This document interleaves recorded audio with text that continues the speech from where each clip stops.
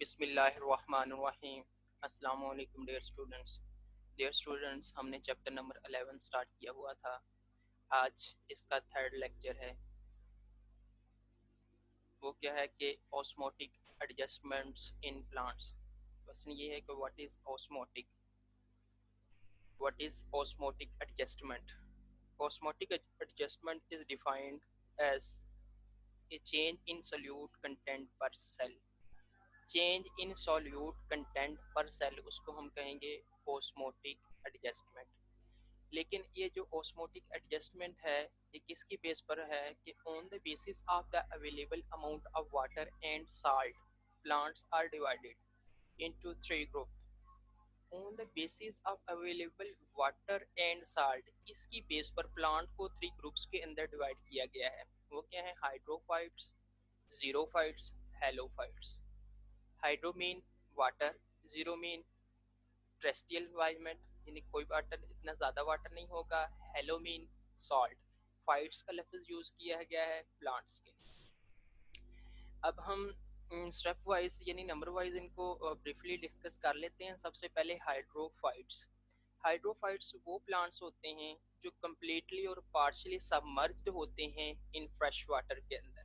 यानी ये वो प्लांट होंगे जो पानी के अंदर रहेंगे। जब इनको पानी के अंदर ये रह तो रहे हैं, लेकिन उसके साथ साथ ये उतना ही पानी इवेपोरेट कर रहे हैं। यानी इनके स्टोमेटा, इनके लीव्स के अंदर स्टोमेटा अपर सरफेस पर होंगे और उसके साथ साथ ज़्यादा पानी को क्या इवेपोरेट करेंगे। इनके स्टोमेटा हमेशा खुले रहते हैं। अगर हम इनकी एग्जाम्पल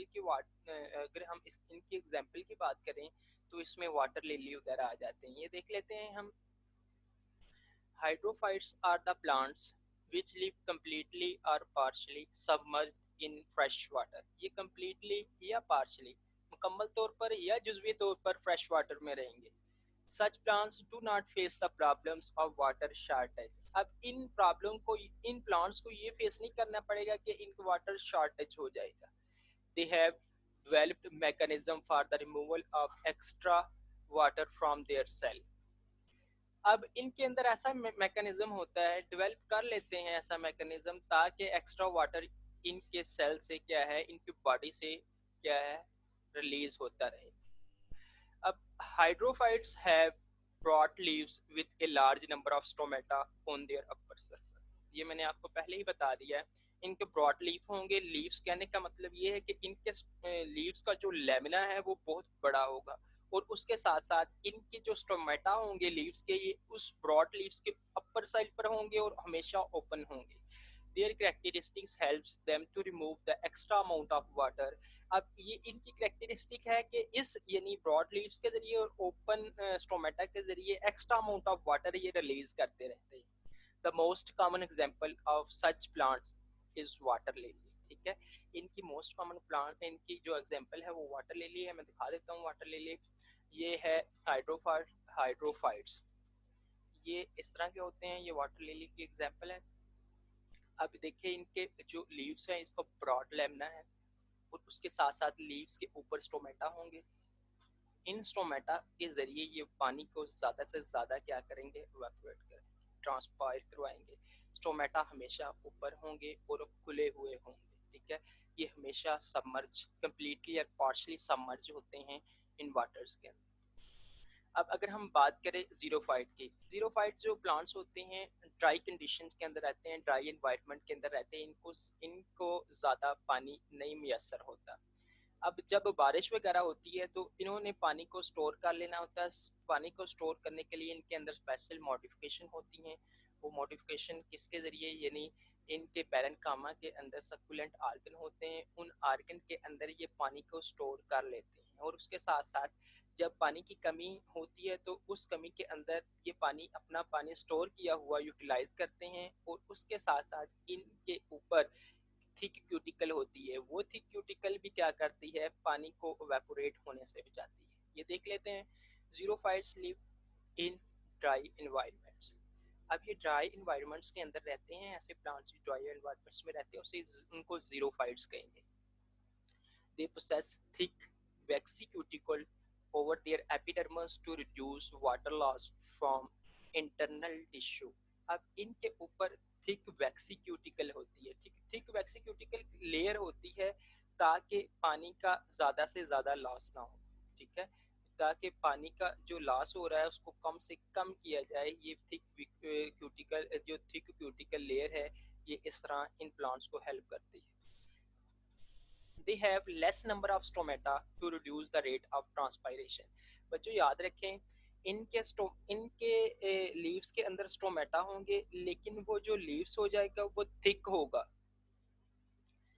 अब वो लीव्स थिक होगा, उन थिक लीव्स के अंदर ये स्टोमेटा दंसे हुए होंगे, ठीक है।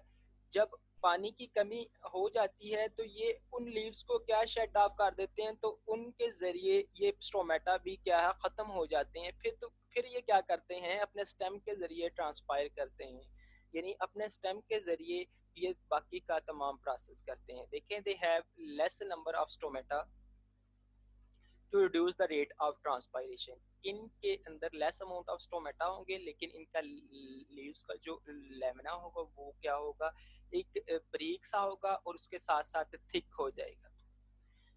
सच plants have deep roots to absorb maximum water from the soil.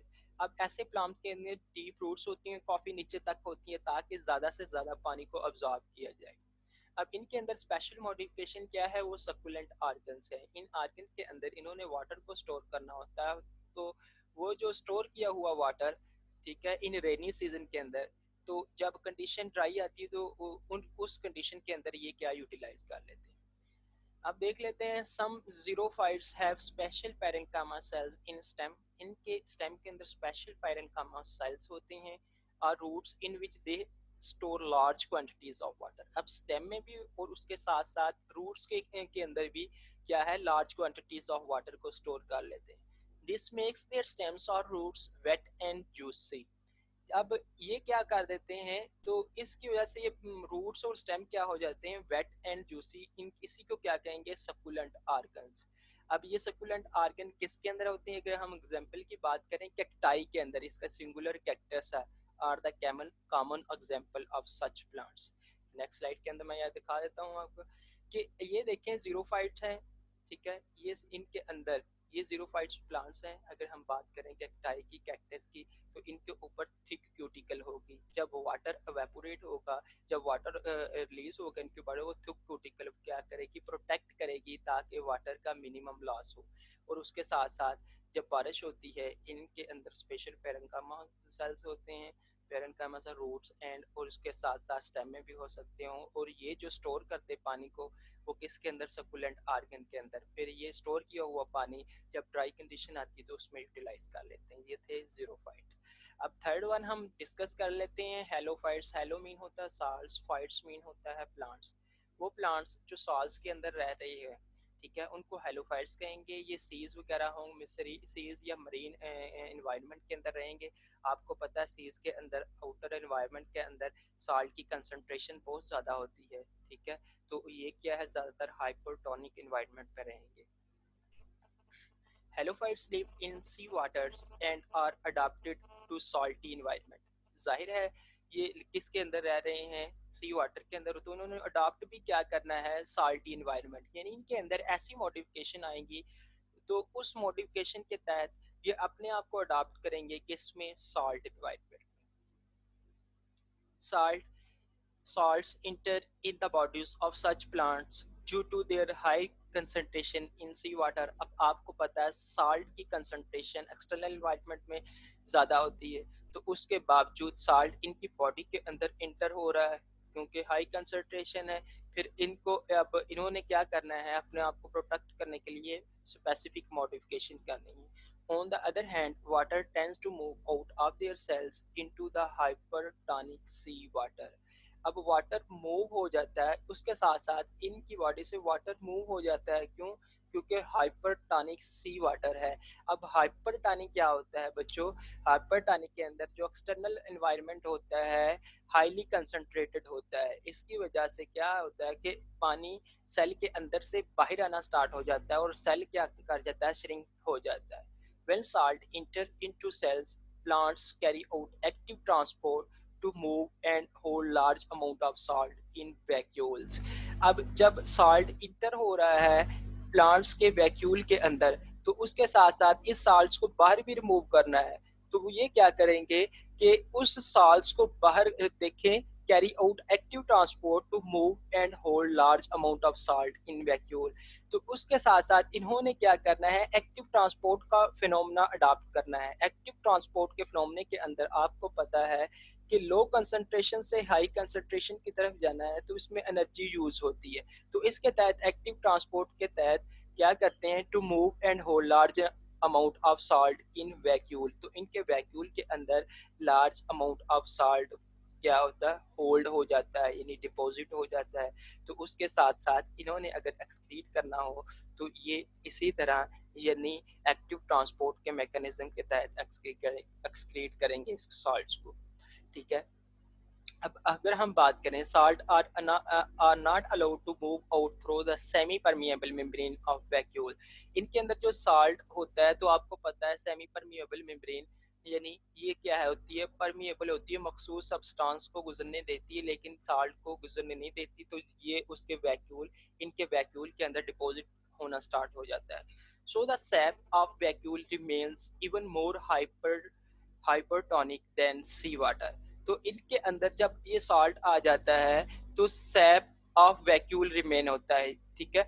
इनका सैप ऑफ वैक्यूल डेवलप हो जाता है जब हाइपरटोनिक कंडीशन होती है सी वाटर के अंदर, यानी ये जब सॉल्ट इनमें डिपॉजिट हो जाता है तो इनके अंदर सैप की जो मूवमेंट होगी ना, मूवमेंट रूट से क्या है लीव्स तक, वो क्या हो जाती है, ज्यादा हो जाती है। क्यों? क्योंकि साल्ट डिपॉजिट हो रहा है। In this way water does not move out of cell. इस वजह से वाटर इनके अंदर क्या है, मूव आउट नहीं कर पाता। Many sea grasses are included in this group of planted in this groups of plant. अब इसके अंदर अगर इनकी एग्जांपल की बात करें, बहुत ज़्यादा ग्रासेस होते हैं, जो ग्रासेस होती हैं जो इस ग्रुप्स के अंदर इंक्लूड हैं। यानी हेलोफाइट्स के अंदर साल्ट की कंसंट्रेशन ज़्यादा होगी, तो उन इन हेलोफाइट्स ने उन साल्ट की कंसंट्रेशन के मुताबिक अपने अंदर मॉडिफिकेशन डेवलप करनी है। बच्चे ये है हेलोफाइट्स। ठीक है। हेलोफाइट्स का अगर हम बात करें, या ज़्यादातर एरिया हमारा ये कराची के अंदर आ जाता है, उधर भी जितने भी प्लांट्स हो यानी समंदर के अंदर है उनको क्या कहेंगे, हेलोफाइट्स उनको कहेंगे। अब इन्होंने अपने अंदर ऐसी मॉडिफिकेशन करनी है ताकि उस एनवायरनमेंट में रहते हुए ये अपनी इंटरनल कंडीशन को मेंटेन करें। ठीक है। थैंक यू बेटा, आज हमारा लेक्चर इधर ही था। तो उम्मीद करता हूँ कि आपको समझ आ चुका होगा। तो ओके, अल्लाह हाफिज़।